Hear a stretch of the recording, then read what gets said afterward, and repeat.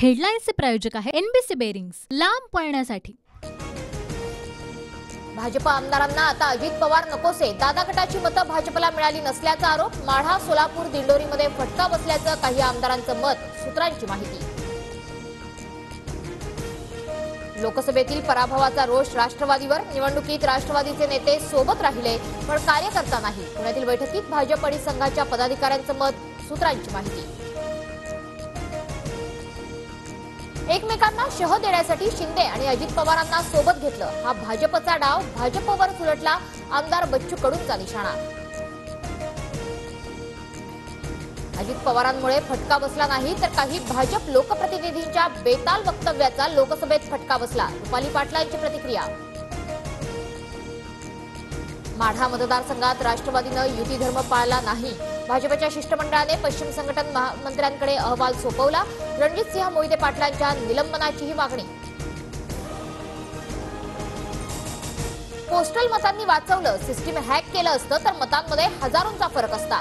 मी कायदेशीर शपथ घेणार। राज ठाकरेंच्या भेटीनंतर रवींद्र वायकरांचं राऊतांना उत्तर। रवींद्र वायकर निवडणूक हारले म्हणून त्यांनी विजय चोरला। वायकर लोकसभेत जाणार नाहीत, संजय राऊतांची टीका। मुख्यमंत्री शिंदे आणि अजित पवारांमध्ये 1.5 तास तर शिंदे आणि फडणवीसांमध्येही 2 तास खलबतं। मंत्रिमंडळ विस्तारावर चर्चा। विस्तार याच आठवड्यात होणार। सूत्रांची माहिती।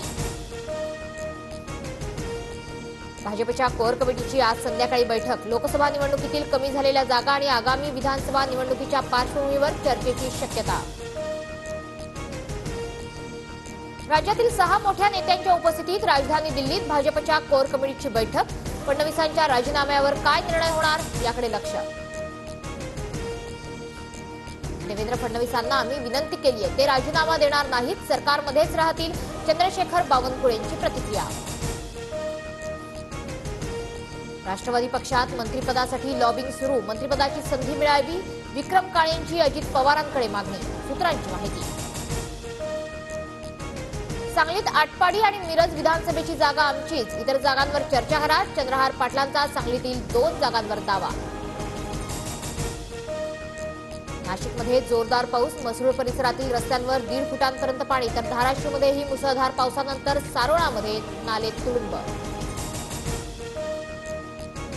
पुढच्या 24 तासात मुंबई आणि उपनगरात हलका ते मध्यम पावसाचा अंदाज तर रायगड, रत्नागिरी, सिंधुदुर्ग आणि पुणे जिल्ह्याला येलो अलर्ट।